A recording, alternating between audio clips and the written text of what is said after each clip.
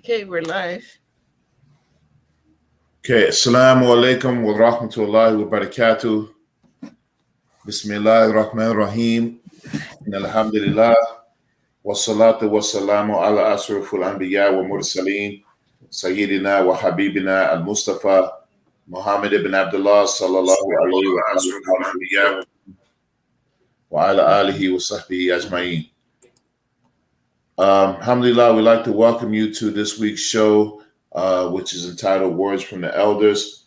And so we'll be having a discussion with some of our elder sisters in Islam. For those who are just tuning in to the show this week, last week we had a remarkable show with some of the forgotten people in our ummah. Is that our elderly, both brothers and sisters. Last week we had a great show with some of our elderly sisters, and they told us their stories and their journeys, and had some very words of wisdom to impart to us, inshallah. And that's what we hope to obtain every week. And inshallah, this week will be more of the same. So we have our sister Fatima. That's to my left or right. This is yeah. So whatever way I'm pointing, that's Sister Fatima, and everybody know around the world. You know, on every social media and every gala event and every place that you know is royalty, they know Miss Joanne. All right, so Miss Joanne is here with us, alhamdulillah. And inshallah, a couple of our other guests will be joining us, mashallah. So we thank you all for tuning in for this, imparting this elderly and, priceless advice that you can only get from people who have had life experiences and have been favored by Allah subhanahu wa ta'ala to be able to recall them and be willing to impart them to us.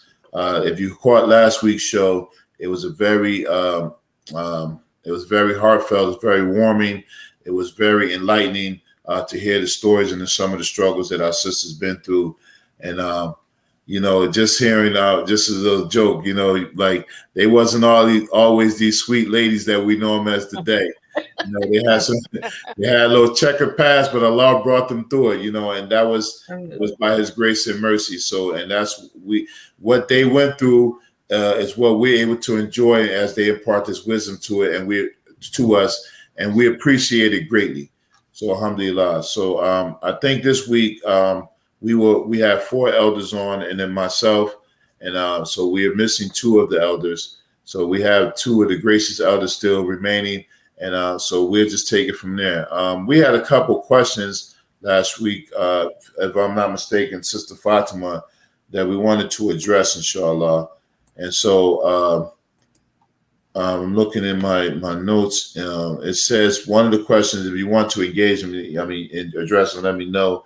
One of the questions said, how do we reopen the door to willful receptiveness in married couples, listening to the elders' wisdom in marriage and parenting, and the elders feeling like we need their life experiences to be heard? A lot of brothers and sisters don't have or didn't have one or both parents coming up, or parents who didn't engage in the keys to a peaceful. I think that was all I got. Wait a minute, no, that didn't engage in a peaceful. Okay, Okay, well, that was a long question. Hold on, we'll put this in the what's the name? The private box.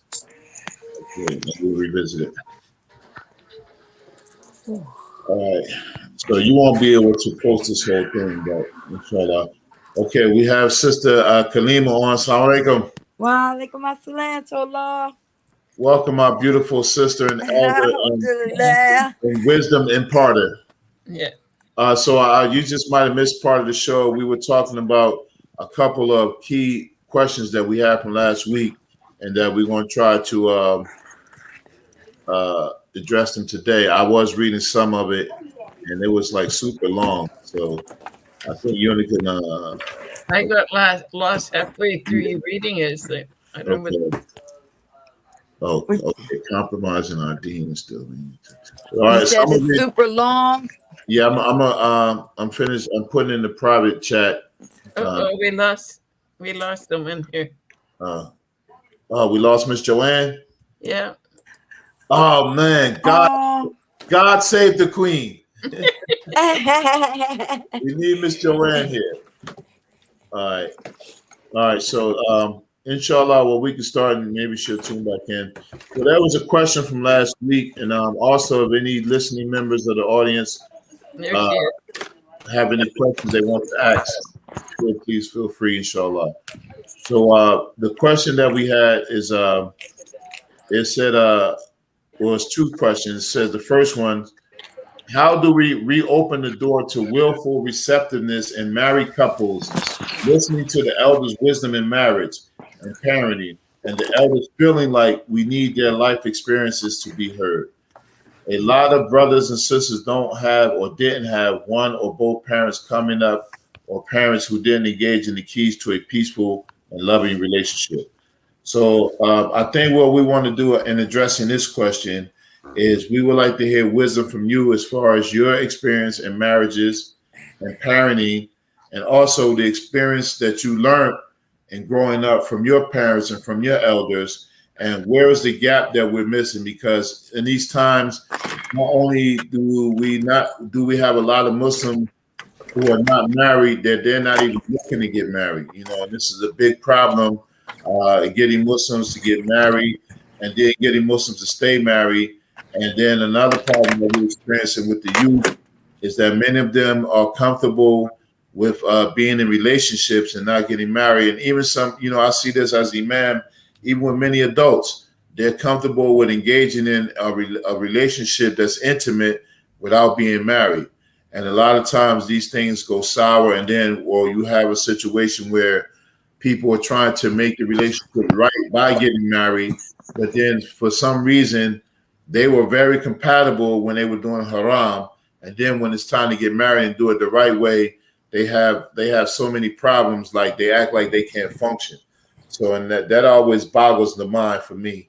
I never understood that, and I even tell people that when I'm counseling, like, how can you have been so happy as a couple for 5 years, and then you married for 2 weeks, and now you're saying you said you was for Allah. You said you got married to please Allah, and now after 2 weeks you're ready to walk away.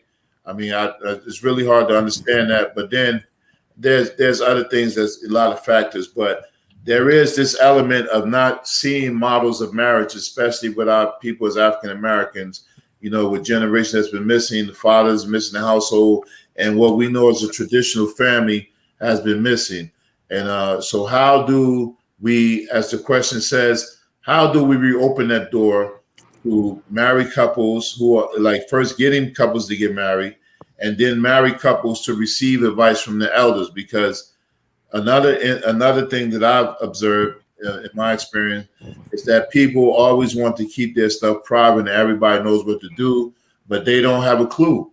They need advice from someone, and nobody wants, we live in a time where everybody's individualistic.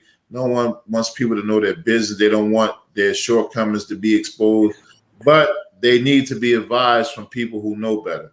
So, Miss Joanne, I'll start with you. How do we get people who are married couples to listen to people who've already walked down that road? And what advice do you have to impart for us as far as marriage and parenting and, and marital conflict? Well, first, we have to lead by example. Believe me, the married couple, the younger married couples, they're looking at us, and they're observing. Sometimes what we may have to do as elders is reach out to them instead of waiting for them to reach out to us. Because like you said, a lot of times they just don't want you to know, or maybe they don't feel comfortable approaching you about the different topics. So as loved ones and as sisters and brothers and as elders, we can reach out to them, particularly when we see that there might be trouble, ahead. Uh, Once you embrace them in love and let them know that you understand, that you've been down that road before, or you have different experiences, that they can relate to. Uh, but it's done in love, not in complaints, or lectures, but it's done out of love. But as elders, we have to reach out more to the younger people. We, as elders, have to show them also by example. And sometimes it's not what you say, it's how Wait a minute. you give that Floor wet. example. Not there.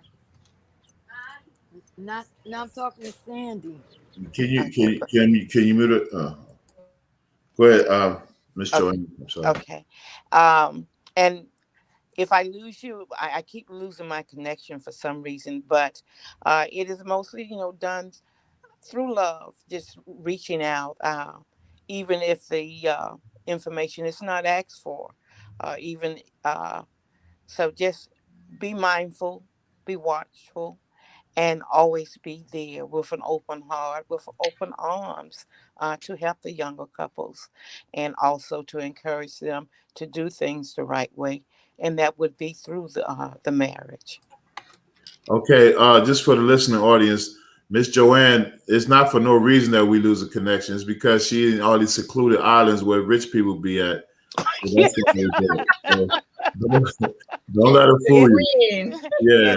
International Florida. Yeah, the international waters, mashallah. So Miss Joanne, if you don't mind us asking, like, what's your experience in marriage as far as like how long you've been married and I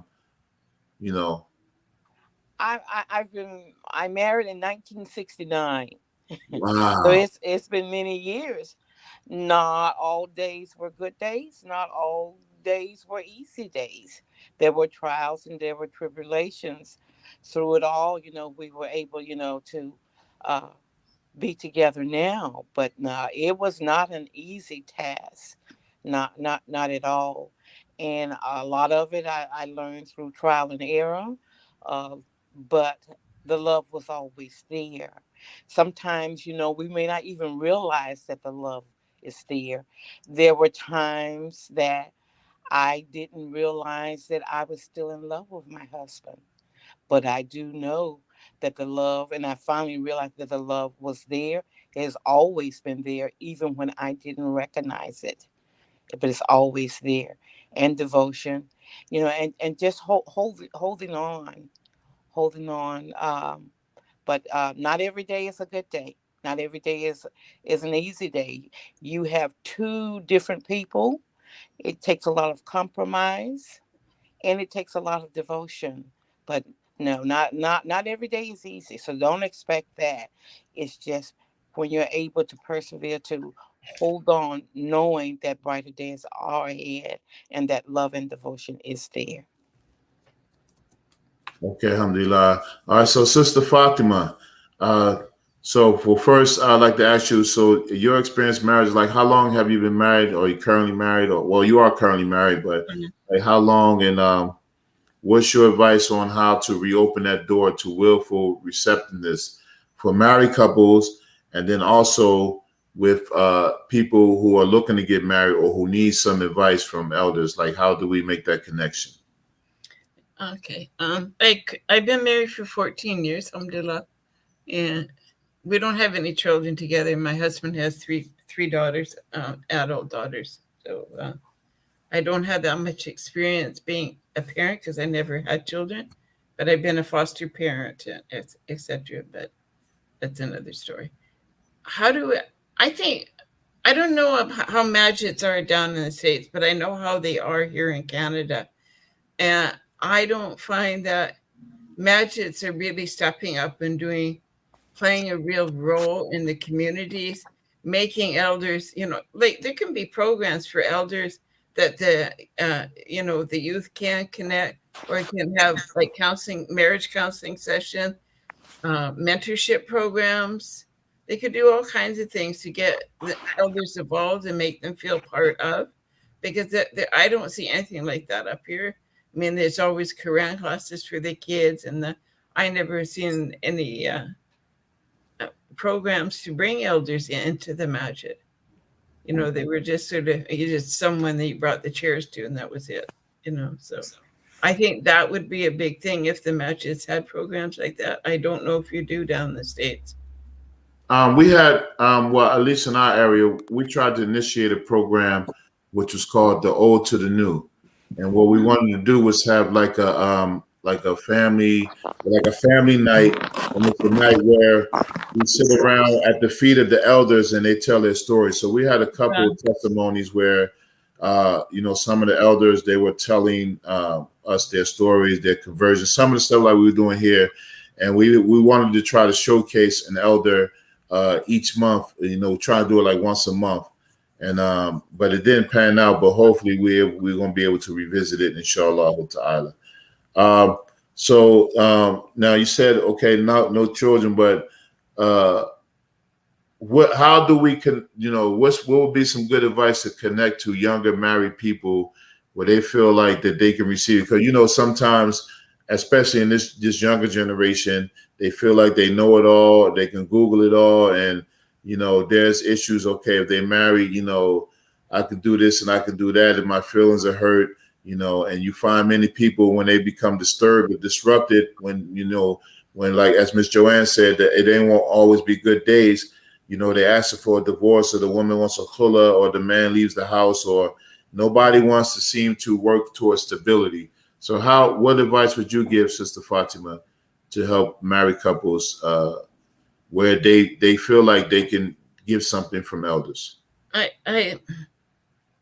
That's hard because I know that I've tried, and you have to wait till they come to you. And how do we get them to come to us? That's it. That's the thing, because no one likes to think that people are stepping into their business or sticking their nose in there.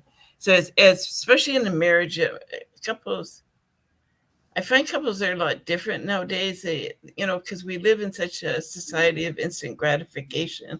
We want everything to be fast and easy, and we want it now. We're not going to wait for it. And that's a big thing that we've lost. I am myself a very impatient person. And that's enough that I'm really working on this Ramadan. So I think we have to really lead by example, reach out to the young couples that we see, and give them advice, just a little thing here and there to develop a bond. We have to develop a bond with them so that they know that they can come to us. I think that's the biggest thing, because they like you said, they know it all. Mm-hmm. As I did when I was their age, mm-hmm. As we all did when we were that age, we all knew it. Because we got to remember, we're living in a time where Shaitan's really busy trying to break up families. Like my friend Dr. Sabir always says, Shaitan's our avowed enemy. Mm-hmm. And he's not going to be happy until he breaks up all the families. And he's doing a good job. He's doing, unfortunately. Yeah. I just remember a time in my experience that even if you had where you weren't connected with elders, there was still an element like when you went to your grandmother's house, you sat down, you listened, you ate what she served, and I remember my grandmother used to have these big high beds with these thick sheets in there, these big bed sheets, and you didn't have an option.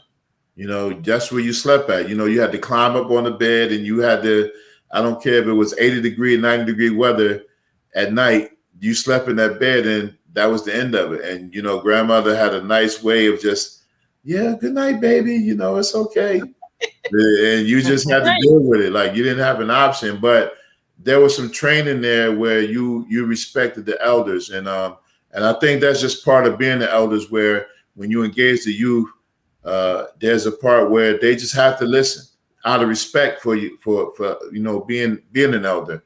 And that's something I think we need to bring back. And it's very difficult. I think we mentioned last week, subhanAllah, there was a video floating around of these grandkids like beating their grandmother up. That was so sad, man. Like, I can't believe in it that somebody actually filmed it, like, and put it on social media. SubhanAllah, man, Allah help us. So, Sister Kalima, the same question to you. What are your gems and words of advice when we talk about opening or reopening the door to willful receptiveness and married couples, and not just married couples, just younger brothers and sisters? How do we reopen that door to give them advice where they feel like the elder's word is something that needs to be listened to? even if they don't hear it in the moment. How do we get that connection back? Like, assalamu alaikum. Wa alaikum salam. Oh wow, this is complicated. It's complicated because I heard you saying, Fahim, I know when I was growing up, even though it was a one parent household, I had 5 brothers and 1 sister, but we weren't always under the same roof, you know. But we were taught to respect our elders. It wasn't none of that. You click your teeth, you got smacked in the mouth. I mean, they'll call it abuse now, but it worked. It worked. These days, and I've heard them say, man, you old OG, what didn't work for you or what worked for you is not going to work for us. It's like if they're not open-minded and they're not willing to do something different, then it's going to be difficult for us to approach them. You were saying don't wait until they approach us. We have to approach them. If they're not open-minded, if they're not willing to embrace and sit down and listen to what, our experiences, strengths, and our hopes and our good days and our not so good days. It's like, it's not a storybook. It's not a fairy tale. It's like real life, and I believe, the first time I was married, I had a mindset of what I thought marriage was supposed to be. But if only one person is working on a marriage, then it's going to be lopsided. Both parties have to be in agreement. I was sitting here listening and I was going over in my head, like, how can we get them to listen? How can we get them interested, in wanting to hear, like what worked for us or what didn't work for us? That's a hard piece. I went into life itself at a very young age thinking that it was supposed to be a certain way. I was in a la la land somewhere, and then it got to a point, where, it couldn't work. Although in my mind, I thought it was. We weren't being real with each other. It wasn't no trust. It was dishonesty. We came into the relationship, both being dishonest. You got to be honest with each other from the door, from the gate. It's not I'll tell them this later or we'll talk about this later. No, it got to be from the gate, because if he finds out something about what you didn't reveal to him, then he's going to believe that you was hiding something, or now they can't trust you, vice versa. Woo, it's hard.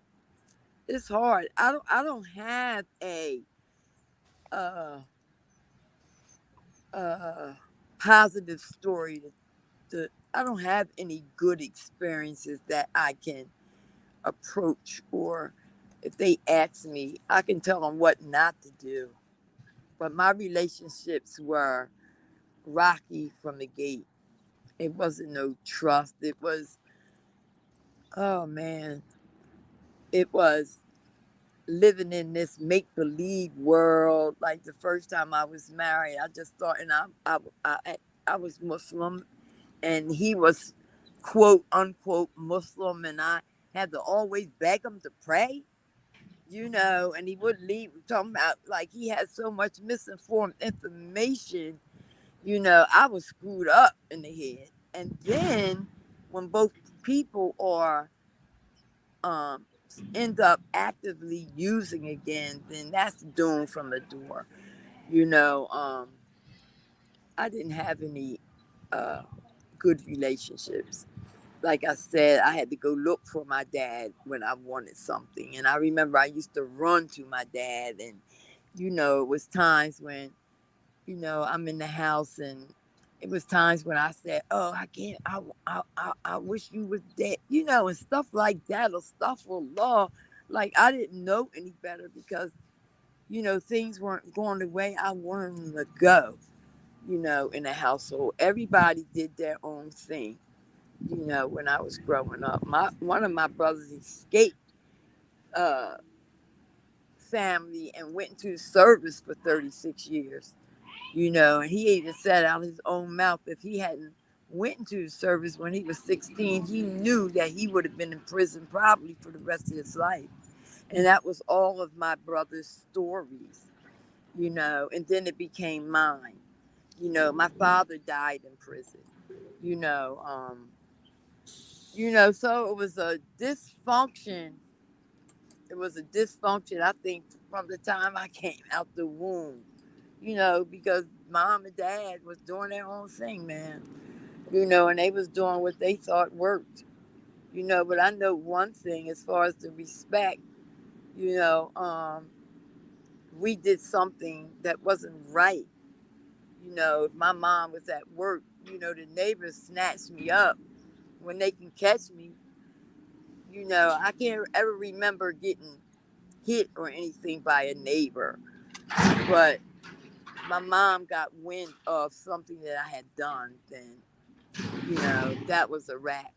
But then because of my rebellion and wanting to do what I wanted to do, like I would run away. Like I couldn't take nobody disciplining me or telling me what to do at a young age. I thought I was supposed to have my own mind, but at the same time, never being allowed to express myself. So it was difficult. So a lot of things were hidden because I didn't know how to express myself. You know, um, so learning how to lie, learning how to be manipulative, and all that stuff at a very early age, I thought it was what people did. Hmm. Until I got old enough to realize, nah, and it wasn't until I was a full adult, understanding that you have to be honest, you have to be truthful. There's no such thing as a little lie. A lie is a lie. And you have to be completely honest no matter how you think other people might perceive you, and another thing, not worry about how other people see me or what they think of me. You know, um, I remember as a little girl, my godmother used to tell me I was a little lady, but I was living two different lifestyles, two different households. I'm this person when I'm with my godparents, until I was 6 years old. And then I was brought back into my family household. And so here I am with all these brothers and one sister, and being told something entirely different that I was told from when my godparents had raised me. So it's difficult. I know I probably sound like I'm all over the place, but that's the way my life was, like basically all over the place. But Mm. I know one thing for certain and two things for sure. If you don't have honesty, if you don't feel secure, if you're insecure, people are insecure, still worried about what other people think or what they say, the shame and the guilt because of their past, if they still living in the past, if they don't have a sit down and bring everything out in the open, then it's going to be hell to pay. It's going to be hell to pay. Mm. And that's just my experience. Alhamdulillah.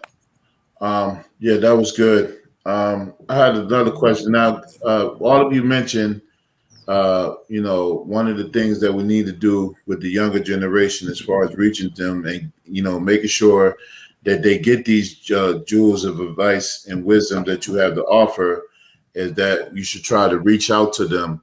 And, traditionally what we've known growing up is that, you went to the elders, even if you didn't want to, you had to sit down, you had to listen. And a big element of that is missing. Do you think that part is still relevant? Like where, the youth come to you and they just, sit down and listen to what you have to say? So Miss Joanne, you've been, you know, you must be at Bayer right now. So since you got some downtime, you can give us something. What do you think about that? I do. Even for me now, I was blessed that I did have the support of my elders. It was my great aunts and great uncles uh, that would advise me uh, because of the respect. I may not always agree, but because of the respect, I would listen. I still feel that we should give advice. Uh, we want to give that advice and still reach out as elders because with that we can plant a seed. We can give them food for thought. Even with me, I may not have agreed at the moment that I was given the advice, but that food for thought was there. The seed was planted. And later on, I would go over that in my mind. And in the back of my mind, I always knew that they were looking out, for the very best for me. But that seed can be planted, and also the knowledge is given and passed on, and it's given food for thought at a later date, at a later time. It may cross their mind that, what, that was good advice. I will listen and I will take heed to that advice. So always plant the seed, always give them knowledge, and always give them food for thought, even if it seems that they aren't listening or taking that advice at the moment. At the moment, there were occasions that I did not take the advice, but I later came to it and looked at it again and realized that that was the path that I should be taking. Alhamdulillah. All right. Sister Kalima, you there? Yes, All right. I'm here. Did you hear the question? What can we do to have the Yeah, young like folks? Yeah, like traditionally, you know how we were kind of discussing that, the young folks went to the elders and then we've kind of lost that tradition. Do you still think it's kind of important that we make the youth, really listen to us? Of course, go back and forth, that we reach out to them when we can, but really making them like sit down and just listen to the words that the elders have. If they don't have if the young people don't have any type of trust in the elders, if they don't have any type of relationship or any type of significant relationship, if they have any type of fear or feel like oh, I'm afraid to go, and because they've been so critical of them, it depends. It still goes back to the type of relationship that they've had with an adult, be it their parent, their auntie. It has to be someone that they can feel are not going to criticize them. It's not going to put them down or make them feel shamed or, feel guilty about anything. They're going to have to feel like that they can trust you enough to come to you and talk to you about anything. That's been lost. That's been lost. It was, let me say this, it was never anybody that I could go to talk to about anything. Nobody. When I came on my menses for the first time, no, I'll take it all.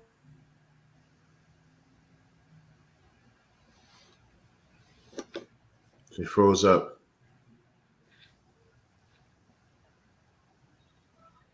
Okay. So Sister Fatima, until she comes back in, the same thing to you. I don't know. It's difficult for me because, like Kalima was talking, I didn't have anybody to go to. I didn't have positive role models.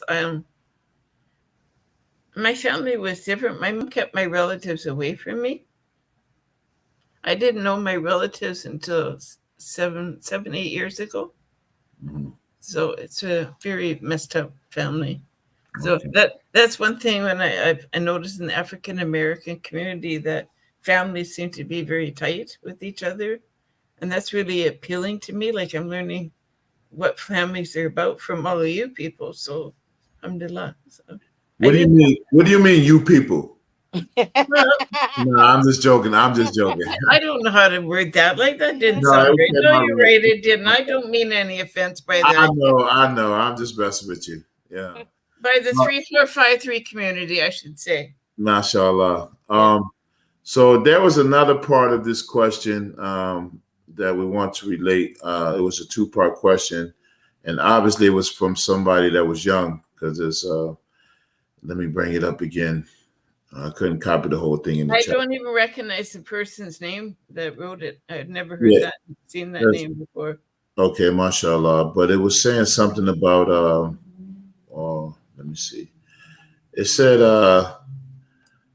The elders who are reversed to the deen, how do we adapt in this age regarding non-believing family members and differences in livelihood without compromising our religious principles?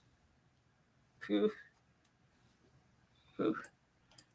That's a good question because I know for myself, my parents would I'd probably be happier if I had said I was gay or something than a Muslim. You know, like Wow. Yeah. seriously. I mean, it was just like, how can you, you're a terrorist and you're this and you're that. It was like no amount of convincing. So they thought it was just another phase, which I couldn't blame them because I went through a lot of phases. Mm. I went through, from the hippie to the streets and, all that. So, but, they soon realized that it was here to stay because, I kept covering and I kept doing what I should be doing. I think for me, I didn't ever compromise. Like when we'd have meals, they would have, say grace, and I would just lower my head and I would in my own head say what I had to say. I didn't compromise by any means, but I also didn't push it on them.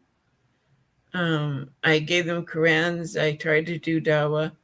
The hardest part for me is when my parents did pass. They were cremated. To me, that was the hardest thing is to revert to handle. I tried to talk them out of it. They just wouldn't. The week before my mother passed, she was actually unconscious. I think they said she was unconscious, but I kept saying the kalima to her over and over and over and over and over again. I kept saying, Mom, just say it in your head, say it in your head, say it in your head. Mm. So I don't know. Allahu alam. But that's the hardest thing is when your family doesn't accept you and you only have your parents. Like that's all I had. I didn't have any cousins. I had a sister, but we're really opposite ends of the world there in all regards. But we don't have to compromise our principles. We can just say, like, I'll come over at Easter or Christmas and that. I never stopped doing that, but I just let them know this is not my holiday. Don't buy me any gifts, that kind of thing. So that's what I would do. Anyway, Joanne? Yes. My background basically is Christian. Uh, I up until probably around 1991 is when I was first introduced to so-called Islam. It turned out that Islam was not the correct Islam. It was a deviant cult. Um, and probably after I left that in around 1995, when I tried coming to the true Islam, with that, I was rejected. Uh, I was treated with disdain, uh, and I left that. So probably from 1995 up until this year, I just lived a life, that I prayed that was pleasing, to Allah. I knew the truth, and I believed in Allah. But as far as being accepted by anyone, I didn't have that luxury um, or that blessing up until actually began to find my way again through the Black Imams Roundtable. Um, so even at my age, and I'm almost 72, I'm really just beginning to learn my true deen. I did not learn my deen with the organization that I followed before. Um, I pray that my husband um, will one day accept and come to the true Islam that I have come to. He still holds on to some of the teachings that were given to us before. Slowly, I think, and surely, he will come over, to the right side. That I pray for. Uh, but my experience with Islam before was not the true Islam. It was a deviant uh, teaching. So I am really just beginning to learn the real truth. And I pray that my husband and the rest of my family will join me in that. Um, Rejection, I guess I'm just kind of used to that.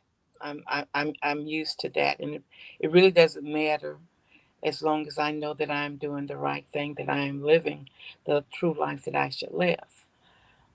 But uh, it is something, that I am glad, that I finally did find a home, that I did find an open, and that I was led back to the true path. Alhamdulillah. Before I ask the next question, I just want to ask Sister Fatima. I know you say you never had any children, but your husband has three daughters. Do they all have children? Yes, two of them have 3 children each, and the last one has 4 children. So you do operate in the capacity of like a grandmother? No, Not at all.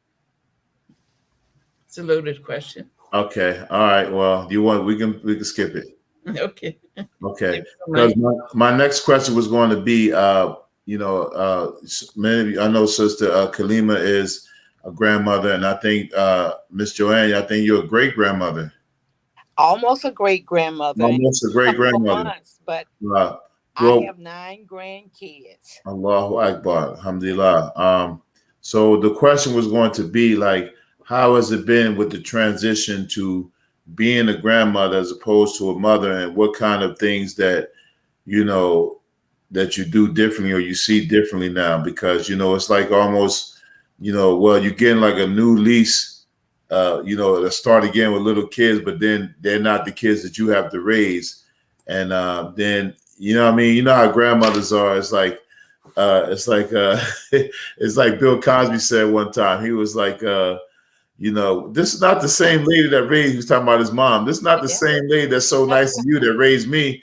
She's just somebody's trying to get into heaven now. That's why she's so nice. She wasn't so nice when she. That's true. So how has that transition been? Mine has been a little different. I have grandkids that I actually have raised.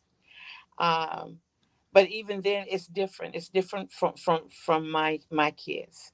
It's completely different. Uh, I have some grandkids that biologically I know they're my grandkids, but I feel like they're my kids that I had them there, that I'm their birth mother. Uh, it A lot of allowances have been made for the grandkids that I would not have tolerated, for my kids.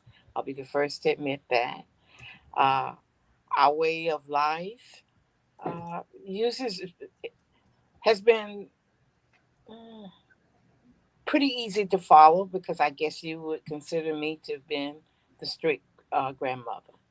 I didn't tolerate any mess.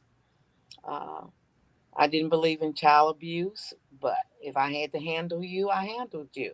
Mm. Um, so it's been a joy for me. Some bad moments, but for the most part, 95% of the time, I say it's been a joy for me, and to see, you know, my loved ones, come over, to this side. Um, in time, I pray that they all will, but that still remains. But that seed is still planted. Uh, Even if I may not say, well, this is Islam teaching you the Islamic way, the seed is still planted. Uh, what is right, what is wrong. Uh, so eventually, I hope I will all see them all over on this side. Okay, alhamdulillah. So now that we're talking about marriage, was a part of the topic. I read somewhere that marriage is not about love, but about stability. Marriage is not about love, but about stability.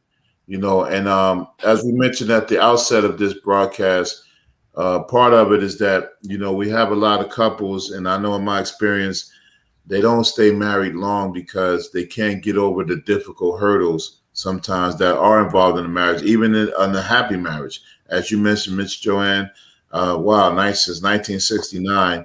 And then, like you said, they weren't all good days. And Sister Fatima, you said 14 years. And then by today's standards, that is like a miracle, And I myself, I'm not an elder yet. They trying to put me on there, but not yet. But I've been married 24 years, and this is my 24th year. And now, when I tell people that, it's like really like it's unbelievable. But back in the day, it wasn't. It was very common to hear people married for long periods of time. So like, what words of advice could you give to married couples who have difficulty in remaining stable, remaining together, or feeling like that the differences that they have will lead them to like even discuss divorce or be separated from each other? Like, what are those words from the elders to give people an indication of stability? Okay, well, I agree with the stability, but also the love. Also, the love and respect should always be there. Um, and also to always remember that not every day is a good day. Not every day is a happy day. There are bound to be days, that where you will have disagreements, but you work those problems out. Anything is workable. You can work them out. Um, to remain together and to remain in love. Now, the love that you experienced probably during your courtship prior to your marriage will not be that same type love all throughout the marriage. The love will grow deeper and deeper, and the respect for each other will grow. But it will not be, probably the same on the same level as when you were uh, experiencing, that during your courtship. My my courtship probably was different from the way that it's set up in Islam now. Now, during my time in the 60s, I was raised by my great aunt, and it was a custom during my time that we did not date. We did not date different guys. We couldn't go out with different guys on dates. It was the custom that the the guy and one or two of his parents had to come by and speak with mine and ask for what we call my company. When my husband asked for my company, he was allowed then to come by and see me for a couple of years, with everyone sitting there on a particular date, usually on Sunday evening. After a couple of years, uh, my husband now came back with his father. We had another family meeting. He asked for my company then to be able to take me out on a date. With that, it was agreed that he would be allowed to take me out on a date, but he would be the only one allowed to take me out on a date. So there was no question that I would never be able to date anyone else unless he turned my company back in if we broke up, or he no longer wanted to see me, or I no longer wanted to see him. My company had to be turned back in. So we almost grew up together, and we fell in love, and it was just a great love and respect that was there. Um, Did y'all go up to Inspiration Point, Miss Joanne? You want to talk about that? so Woo! So I love during our marriage, it was not the same as it was, during our courtship, but the Mm. love was still there. Like I said, there was a time when I doubted, if I was still in love with him. I realized later that I was so wrong, that I definitely have always loved him and will always love him. I will always love him. And even when I thought that I no longer did because of some events that took place that he did, Uh-oh. but I still loved him and Alhamdulillah. always will. So Mashallah. don't think that it's going to be the same every day. It's not, Yeah. No. but you grow in love. You grow in love and you stick it out and you stay there and work it. That's what it was, Miss Joanne. Y'all went necking.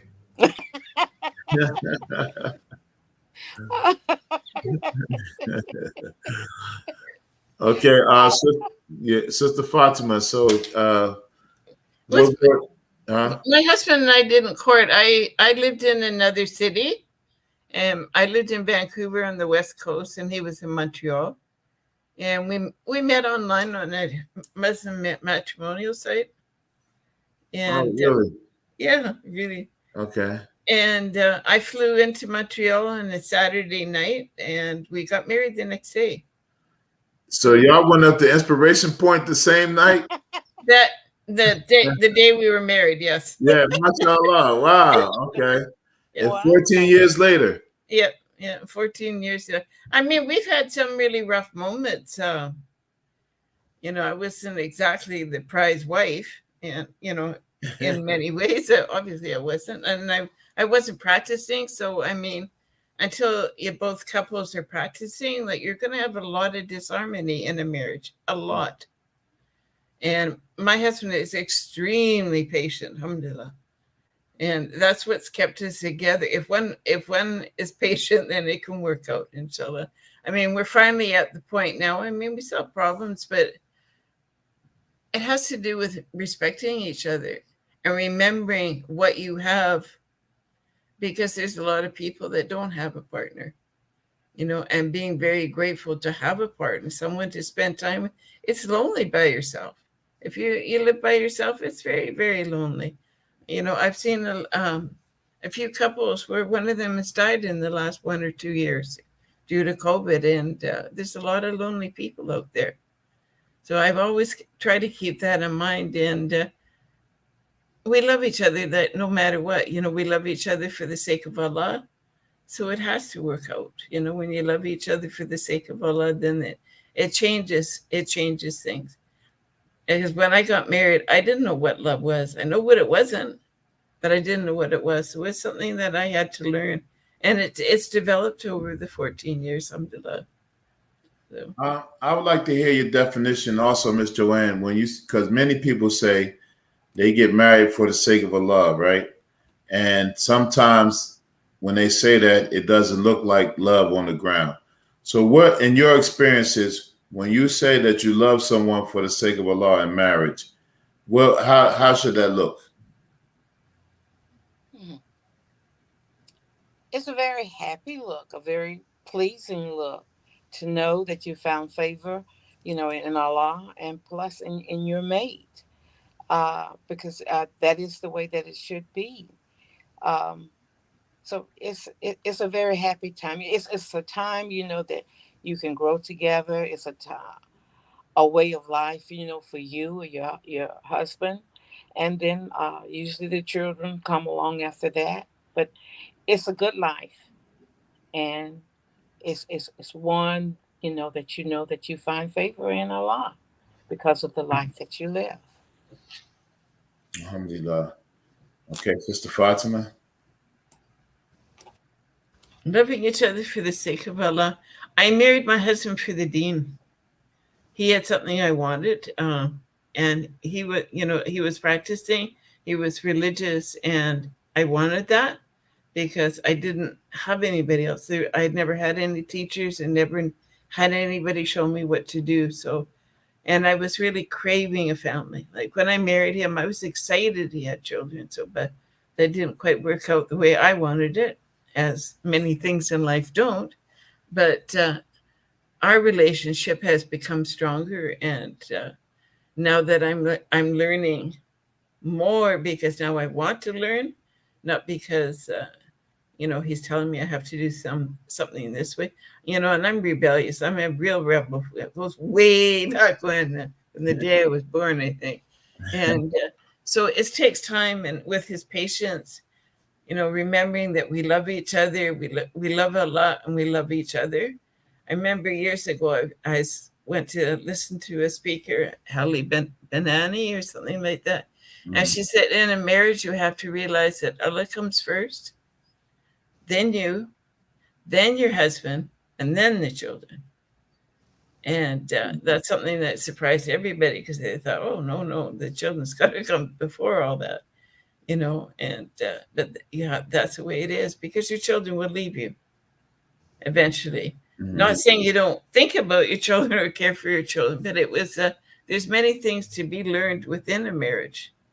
And that was one of them. I found that to be a profound statement, and a lot of people do, because you can give too much and then you don't have anything left for your relationship with your husband, which is really important. Alhamdulillah. MashaAllah. So we coming to the end of the broadcast. I know we got a little time to go over an hour, but if there are any questions and answers from the listening audience, we'll take them now. Again, another great show. It's just always good. Okay, my first marriage, an elderly woman told me she, you, and him on the battlefield after the big celebration. She, you, and him. I didn't really. What does she mean by that? I don't know. Maybe she didn't mean to put the she there. You and him on the battlefield after the big. Yeah, maybe. Yeah. But I remember a statement I came across that says that marriage is like sleeping with the enemy every night. You ever heard that? No. Yeah. So I mean, I've heard that marriage is like a 3-ring circus. Mm-hmm. There's an engagement ring, the marriage ring, and then the supper ring. That's deep. Yeah, that's true. That's true. Yeah. So yeah, but marriage is is difficult, but it is worth it. When you have compatibility, and I think that's in a marriage. When you do it for Allah subhanahu wa ta'ala, that you're ready to put your own comforts and your own things on the line to take care of your spouse, inshallah ta'ala. And it's something that I know, just my experience in counseling people, and always people requesting to get married, and then some weeks later they act like they can't get through the hard times. They have to notice that if it's for Allah, that means it's not really for yourself. It's not really for you. You're in service of another person that is not just your spouse, but your brother and sister in Islam. And you have to, the same way you would do a brother and sister in Islam that you say you love for Allah, you're ready to give them the shirt off your back, the wallet out your pocket, and everything else, you're ready to put yourself at the service to please Allah subhanahu wa ta'ala, that you're willing to do anything. And it has to be that same way in the marriage, even though you don't get the same thing back. A lot of times I've heard people like, they've done this, they put everything, they gave it 100%, they don't get nothing back. The person, he doesn't love me the way I love him. She doesn't listen to me. She doesn't respect, and all of those things. But all of that has to go into that big pot and mix it up and just try to come out with a good finished product, inshallah. So we didn't have, I don't think we got any questions. We'll wait a couple. But alhamdulillah, it's always good to hear this great advice. For next week, yes, marriage is about building communities. It is indeed about stability, and trust is as great, and trust is its greatest foundation. Love is a blessing that is nurtured by the grace of Allah. Yes, absolutely. Yes, so definitely love comes out of the deal. Love is nurtured through that, and I remember watching this movie. I think it was Robert De Niro in it, and he said, I can't remember what movie he was talking to one of them. He said, yeah, I married your mom, but love came later. You know, he said, I married her first, but love came later. Mhm. And I think any marriage that has any sense of stability, that love has to come later. And a lot of times we're looking for not even love, we're looking for romanticism. You know, Yes. we're looking for this fairy tale kind of thing of what people told us what marriage is supposed to be. And it is as Sister Fatima has said, it's an act of ibadah, you know, and you have to do it out of love. But doing the act sometimes it entails hardship, it entails difficulty, you know. But you got to get through that to understand, to get the sweetness of the worship, you know. So yeah, that's a whole nother topic all in of itself, you know. Mhm. Well, we do want to hear that story about Inspiration Point, Miss Joanne, because I know, and I want to hear about some of them company meetings. What you know, did you have your slip on? I'll never tell. Oh, I know you won't. Mashallah. I used to talk to my great aunts, and there was one left. She's about 90 now. Where I had a chance to visit them a few years ago, and they would just always just tell me these remarkable stories, like, you know, how when they were like keeping company according, like, you know, the etiquettes, like they had to sit with their legs crossed and closed, and Mhm. you know, everything was washed, and you know, and at a certain time, you know, the guy that was courting him, he had to leave, and he always had to ask permission to come over, and Yes. you know, they never had any time alone. No. And the time that, you know, they did sneak it, you know, they never, like you said, Miss Joe, they never tell that part. But now they, you know, I'm trying to get it out of them, but they these sweet old ladies now, so it don't even matter. My husband came over with his dad, and they had to talk with my Yeah. parents, Uh-huh. and it was understood Yeah. that now that you're allowed to take Joanne out on a date, that when you pick her up, there's one Joanne.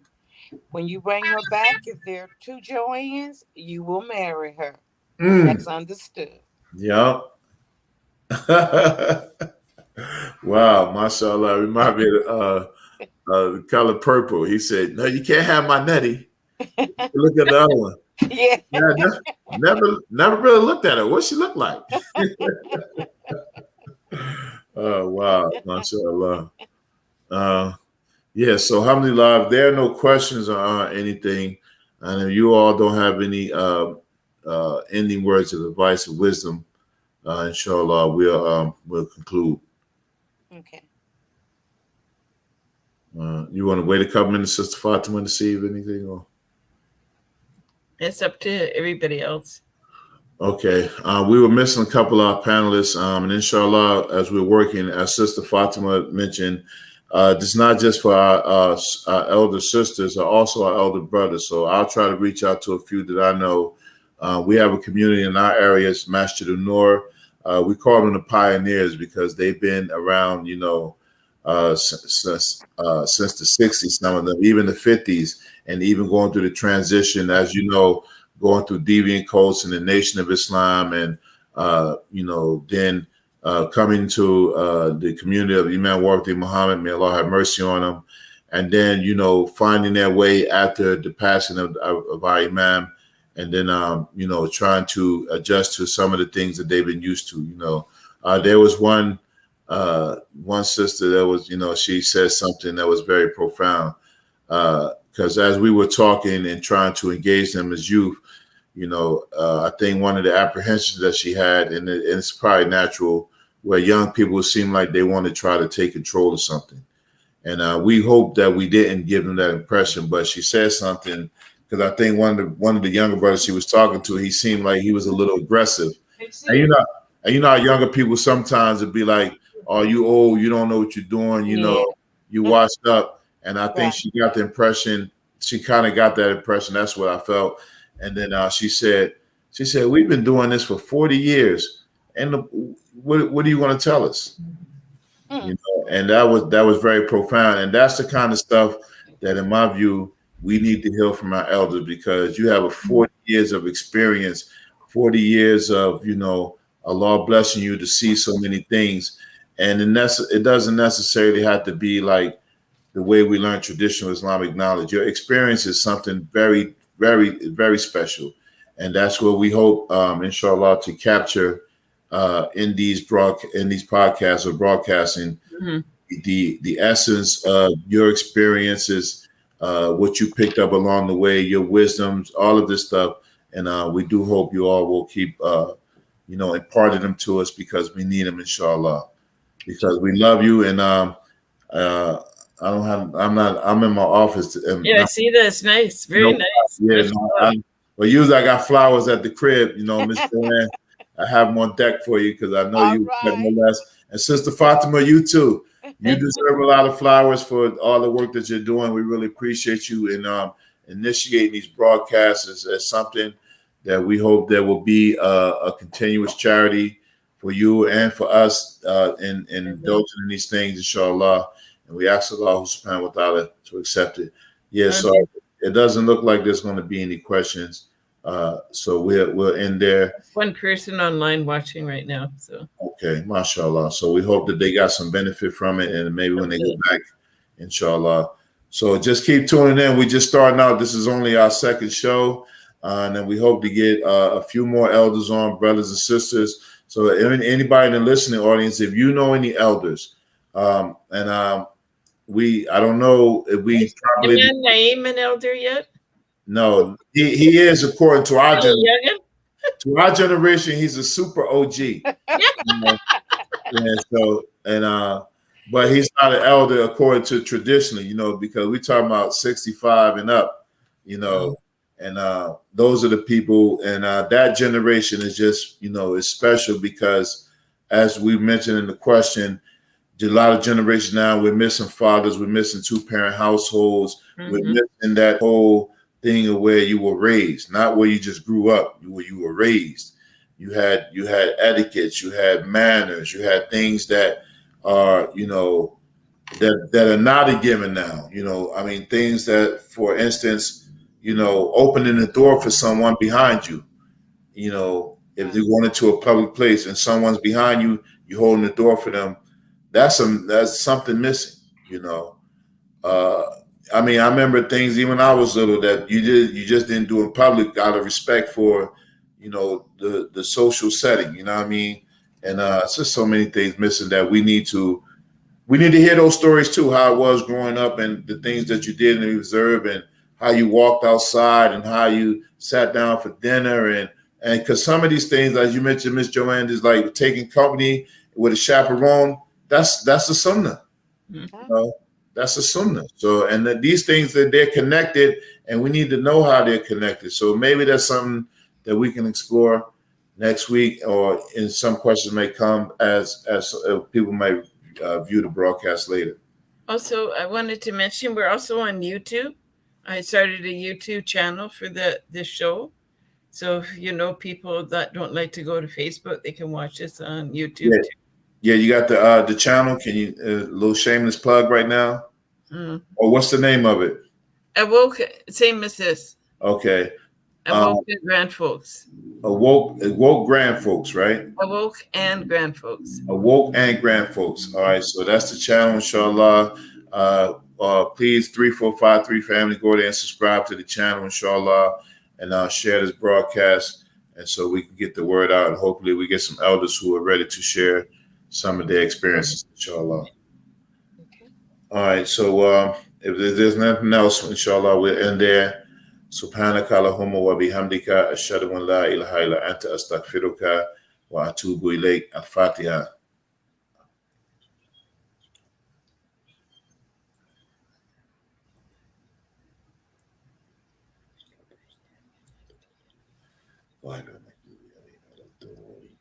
Ameen. We ask Allah subhanahu wa ta'ala to accept it from us. Ameen. Ameen. Okay. Assalamu alaikum. Assalamu alaikum. Alaikum salam. Bye.